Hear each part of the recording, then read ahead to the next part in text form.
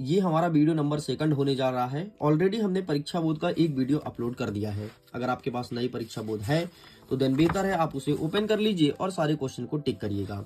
लेकिन अगर आपके पास परीक्षा अध्ययन है, कोई बात नहीं, दोनों में क्वेश्चन सेम है, बस क्वेश्चन ऊपर नीचे है। क्वेश्चन ढूंढने में थोड़ी परेशानी हो सकती है, बाकी वहां से भी क्वेश्चन को टिक कर सकते हैं। देखो, सबसे पहले मैं बात करूंगा अर्धवार्षिक परीक्षा के सिलेबस का। तो सारा चैप्टर आ रहा है केवल चैप्टर नंबर 7 को छोड़ करके। और हम एमपी बोर्ड से निवेदन भी किए हैं, उनको कल मैसेज में किया था कि भाई ये क्यों छोड़ दिए, किस लिए छोड़ दिए, इसे भी डाल देते। इतना सारा दे दिए हो, अब इसको छोड़े हो नाम मात्र की, चलो ठीक है एक पार्ट नहीं पूछेंगे, ये भी पूछ लेते। खैर वो सब बातें साइड करते हैं। हमने अध्याय 1, 2, 3 के चैप्टर्स के सभी आईएमपी क्वेश्चंस को बता दिया है और मैंने ये भी बोला है कि ज्यादा इंपॉर्टेंट है चैप्टर नंबर 2, यहाँ से ज्यादातर क्वेश्चन आएंगे। अगर आपने उस वीडियो को नहीं देखा है तो प्लीज आइए जाकर के देखिए, यूट्यूब चैनल पर अपलोड है।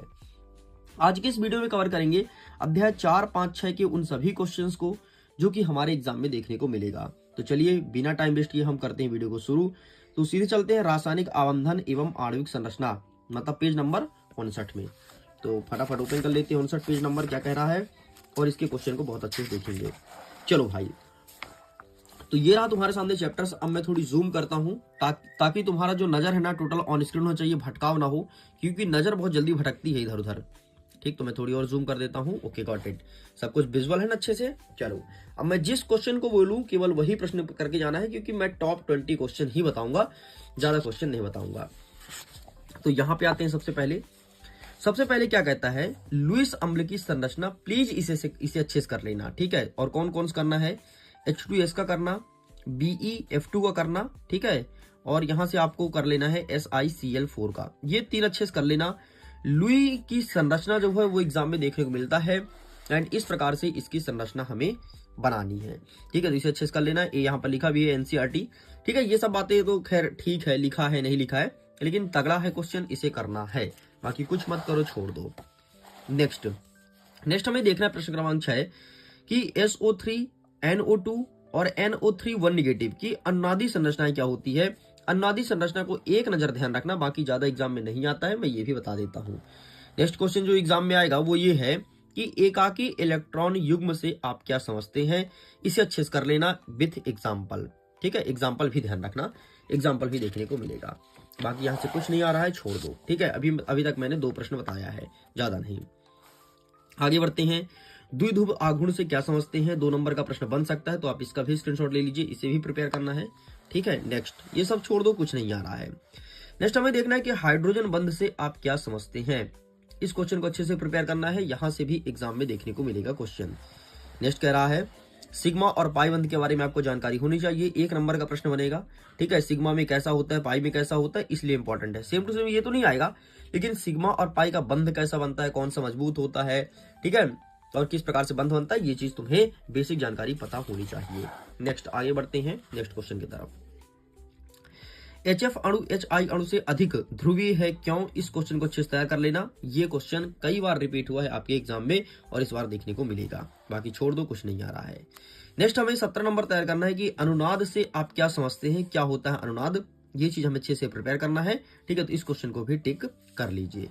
बाकी कुछ नहीं आ रहा भाई, छोड़ दो, ठीक है। संकरण देखना हो तो देख लो, नहीं देखना मत देखो। नहीं आ रहा है भाई, हम क्यों आपका टाइम वेस्ट करवाएं, है ना। चलो भैया, क्वेश्चन जो आ रहा है वो ये है कि आवंधन कोटि से आप क्या समझते हैं, निम्नलिखित में आवंधन कोटि का परिकलन कीजिए। तो ये आवंधन कोटि आपको अच्छे से तैयार करना है, ठीक है। इसे भी अच्छे से तैयार कर लीजिएगा। चलो आगे बढ़ते हैं, थोड़ी बड़े वाले प्रश्न को देखते हैं 3 नंबर के हिसाब से। 3 नंबर के हिसाब से पूछेगा कि बर्फ जल से हल्की होती है क्यों, समझाइए। आखिरकार क्यों जो है बर्फ पानी से हल्की होती है। अच्छे से स्क्रीनशॉट लेना, रट मारना, चित्र देख लो, स्ट्रक्चर, ठीक है। ये एग्जाम में देखने को मिलेगा। चलो आगे बढ़ते हैं। नेक्स्ट, संकरण का नियम देख लेना। बाकी उससे भी ज्यादा इंपॉर्टेंट क्वेश्चन ये है, ठीक है, पाई बंध और सिग्मा बंध में अंतर, ठीक है। अभी मैंने बोला था उसके बारे में समझ लेना। तो ये अगर तुमने इसके बारे में समझ लिया ना तो यहां से एक प्रश्न बनेगा ही बनेगा। कितने नंबर का बनेगा, 2 या 3 नंबर में पूछेगा, ठीक है। 4 नंबर का प्रश्न नहीं है, 2 या 3 में पूछेगा। तो या तो अंतर पूछ सकता है, या तो पाई बंध क्या है समझाइए, सिग्मा बंध क्या है समझाइए, या फिर 1 नंबर का क्वेश्चन। तो इस प्रकार से बनने वाला है। 100% मार्किंग होगी, तुम खुद देख लेना अपने पेपर में। चलो बाकी यहां से कुछ नहीं आ रहा भाई, ठीक है। पहले वाला क्वेश्चन बहुत पूछता था, लेकिन अब नहीं आ रहा है। नए पैटर्न के आधार पर उसे हटा दिया है अपने सिलेबस से। ये देखो, फिर से सिग्मा बंध पाई बंध, ठीक है। तो ये जरूर देख लेना, मैं फिर से बोलता हूँ, यहाँ से क्वेश्चन आएगा 100% आएगा, मार्किंग होगी भाई, ठीक। चलो नेक्स्ट देख लेते हैं संकरण। संकरण में क्या आएगा जरा क्वेश्चन सुन लो। ये क्वेश्चन नहीं आएगा कि sp2 ना, नहीं आता भाई। क्या देखता है, रुको ना, अगर यहाँ पे क्वेश्चन होगा तो मैं बता दूंगा, नहीं होगा मैं अपने से बता दूंगा। देखो ऐसे क्वेश्चन आएगा कि CH3 में कौन सा संकरण पाया जाता है समझाइए, या और संकरण का नाम लिखो, ठीक है। ये क्वेश्चन आते हैं, यहाँ पर तो दिया नहीं है यार, हाँ ये देखो यहाँ पर, हाँ ये दिया है ये, तो ये यहाँ पर क्या दिया है, आणविक ऊर्जा आरेख N2 का, लेकिन संरचना नहीं दिया है, ठीक है। तो वैसे क्वेश्चन देखने को मिलता है, अगर आपने पढ़ा होगा तो दिन बेहतर है, नहीं पढ़े हो जब तो हमारे पास ज्यादा समय भी नहीं बचा कि नया चीज पढ़ें, ठीक है। एक अंतिम प्रश्न देख लेना कि VSEPR सिद्धांत क्या है, क्या है, बस इतना देख लेना कि VSEPR सिद्धांत क्या है, बाकी कुछ नहीं आएगा, छोड़ दो, पाठ होता है हमारा खत्म, ठीक।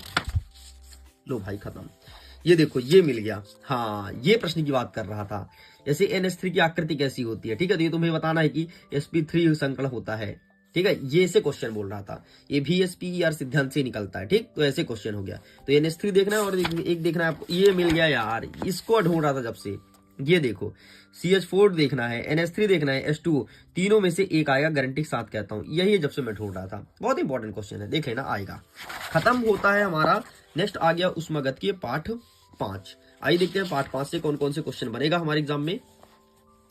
सबसे पहले आपको ये देखना है कि ऊष्माक्षेपी और ऊष्माशोषी अभिक्रिया क्या है उदाहरण सहित, ये चीज हमें प्रिपेयर करना है, अच्छे से तैयार कर लीजिएगा, ठीक है। नेक्स्ट कहता है कि ऊष्मागतिकी का शून्य नियम किसे कहते हैं, इसे अच्छे से तैयार करना है, ऊष्मागतिकी का शून्य नियम क्या होता है, ठीक है। इसके बाद आगे बढ़ते हैं, यहाँ से कुछ नहीं पढ़ना है। चलो ऊष्मागतिकी का प्रथम नियम क्या है, ये चीज अच्छे से देख लेना, ठीक है। ऊष्मागतिकी का पहला नियम क्या है, इसे देखना है। नेक्स्ट हमारा कह रहा है यहाँ पर, हाँ P डेल V बराबर डेल nRT सिद्ध करना है, ठीक है। PV बराबर nRT आदर्श गैस का समीकरण है, ठीक है। तो ये एग्जाम में देखने को मिलेगा, 100% मार्किंग होगी। नेक्स्ट कहता है इसमें संबंध देख लेना, 100% आएगा, ये 100% वाले क्वेश्चन है, ठीक है। चलो आगे बढ़ते हैं। नेक्स्ट हैश का नियम देख लेना भाई, हैश का नियम आ रहा है एग्जाम में, ठीक है। हैश का नियम और रुद्धोष प्रक्रम, ये दोनों देख लेना, 2 नंबर के क्वेश्चन बनेंगे। अब 2 नंबर के क्वेश्चन होते हैं खत्म। ऊर्जा संरक्षण का नियम मैंने पहले टिक करा दिया, तो यहाँ पर डिस्कस करने की जरूरत नहीं है, पहले पाठ में मैंने बता दिया है, ठीक है। बाकी यहाँ से कुछ नहीं आ रहा, सब कुछ छोड़ दो, सब कुछ छोड़ दो मेरे भाई, कुछ भी नहीं आ रहा है, ठीक है। मैं बताऊं क्या आएगा, ये व्यंजक पढ़ लेना, उष्माधारिता का व्यंजक Cp माइनस Cv बराबर R, इसे अच्छे से कर ही लेना, कर ही लेना मतलब कर ही लेना, ठीक है।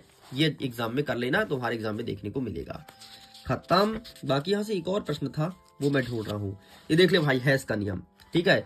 रट मारना एग्जाम में आएगा, क्योंकि इस पार्ट से बड़े वाले प्रश्न आते हैं। रट मारना, रट मारना, मैं फिर से बोलता हूँ, रट ही मारना, और नहीं रटोगे तो फिर ना रटो भैया, हमने तो बता दिया है ना, फिर बाद में ये कहना कि सर आपने बताया लेकिन आया नहीं, ठीक है। हाँ, सिद्ध करो कि डेल H बराबर del U plus P del V, अच्छे से रट मारना, ठीक है। रट मारना बड़े वाले प्रश्न यहाँ से आएंगे, इस चैप्टर से सारे बड़े क्वेश्चन आएंगे, देख लेना, छोटे मोटे नहीं आएंगे, है ना, इस चैप्टर से बड़े क्वेश्चन बनेंगे, ठीक।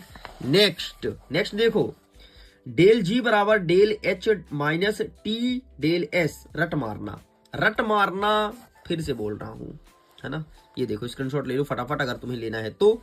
इसे कहते हैं गिब्स हेल्महोल्ट्ज समीकरण, हेल्महोल्ट्ज समीकरण, ठीक है, जो भी कहते हो। चलो आगे बढ़ते हैं। नेक्स्ट अध्याय नंबर 6 साम्य अवस्था। तो इससे मैंने ज्यादा प्रश्न नहीं बताया आपको, मुश्किल से 5 प्रश्न बताया होगा, और सब बड़े वाले प्रश्न है, तो ये आपको प्रिपेयर करना है, ठीक है। अब हम देख लेते हैं साम्य अवस्था वाले चैप्टर से कैसे क्वेश्चन देखने को मिलेगा। चलो तो यहाँ से बता देता हूँ, इस चैप्टर से ज्यादा बड़े प्रश्न तो नहीं आएंगे, मतलब वही तुम्हारे 3 नंबर वाले प्रश्न यहाँ से देखने को मिलेगा, 3 और 2 बस, ठीक है। 4 नंबर वाले क्वेश्चन यहाँ से नहीं आ रहा है, ठीक। चलो सबसे पहले हम शुरू करते हैं सीधे प्रश्न क्रमांक 12 में, बाकी इसके पहले कुछ नहीं आ रहा, तो ये देख लेना, लुईस अम्ल और लुईस क्षार को डिफाइन करना है, ठीक है। बाकी आगे बढ़ते हैं। नेक्स्ट क्या कह रहा है, हाँ, बफर विलयन या प्रतिरोधी विलयन किसे कहते हैं, ठीक है। बफर विलयन क्या होता है, ये बफर पढ़ना है मेन, बफर, अम्लीय बफर क्षारीय बफर नहीं पढ़ना, बफर विलयन क्या होता है ये पढ़ना है अच्छे से, तुम्हें एग्जाम में आएगा। ये देखो बफर विलयन का उपयोग कर लेना भाई, दोनों अच्छे से कर लेना, दोनों क्वेश्चन को लो, मैं टिक कर दूं, स्क्रीनशॉट ले लो, ठीक है। यूज और उसका क्या पढ़ना है आपको कि किसे कहते हैं। जस्ट आपको तैयार करना है कि सम आयन प्रभाव क्या है, अच्छे से तैयार कर लेना। सामान्य प्रभाव यहाँ से क्वेश्चन बनेगा, ठीक है। ये कंप्लीट आंसर रहा, बाकी कुछ नहीं आएगा छोड़ दो। मैंने अभी 3 प्रश्न ही बताया, ज्यादा नहीं बताया है। हाँ, नेक्स्ट क्वेश्चन एग्जाम में बनेगा कि पीएच मान क्या है, ठीक है। इसे अच्छे से तैयार कर लो, फटाफट एक बार पढ़ लो, ठीक है। फिर आपके सामने मैं एक प्रश्न पत्र भी दिखा दूंगा।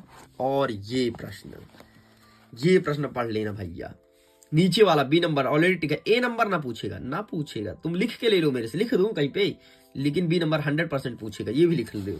ये देखो पूरा आंसर यहाँ पर है, ठीक है। स्क्रीनशॉट ले लो। बाकी कुछ नहीं आ रहा है, खत्म करो भाई, खत्म करो। कुछ नहीं आ रहा है, खत्म करो। 2 प्रश्न और देख लो बस, ठीक है। एक ये वाला रहा तुम्हारे सामने, दीर्घोत्तरी वाला, ठीक है। 3 नंबर में पूछेगा, मैंने पहले ही बोला था, ठीक। एंड एक ये रहा अंतिम वाला, ठीक। ये प्रश्न अच्छे से तैयार कर लेना बस, बाकी कुछ भी नहीं पूछेगा। पूरी बुक को साइड में कर दो, बस जितना क्वेश्चन बताया हूं उतना क्वेश्चन तुम याद कर लेना। खत्म करें, आगे बढ़ते हैं। आगे नेक्स्ट अध्याय नंबर 7। और अध्याय नंबर 7 तो हमारे एग्जाम में आ ही नहीं रहा है, ऐसा एमपी बोर्ड का कहना है। एंड अब हमारा एक नेक्स्ट वीडियो आएगा जिसमें हम कवर कर लेंगे आपके जो बचे हुए अध्याय हैं, कौन कौन से अध्याय बचे हैं देख लेते हैं एक बार। हाँ, ये बचे हैं अध्याय नंबर 8 और 9, उसमें क्वेश्चन को देख लेंगे। कुछ ही क्वेश्चंस बचे हैं, लगभग आपका 70% पेपर कंप्लीट हो चुका है। एक बार देख लेना जो बताया हूं, बाकी तुम्हें कुछ नया नहीं पढ़ना है, ठीक है। बाकी टेंशन मत लो, बहुत अच्छे से एग्जाम जाएगा। जो क्वेश्चन बताऊं वही क्वेश्चन एग्जाम में देखने को मिलेगा। ओके स्टूडेंट्स, तो मैं करता हूँ वीडियो को, थैंक्स फॉर वॉचिंग। खुश रहिए, पढ़ते रहिए, मुस्कुराते रहिए। जल्द ही मिलेंगे नेक्स्ट पार्ट में, जिसमें आगे क्वेश्चन को कवर करेंगे। Thank you.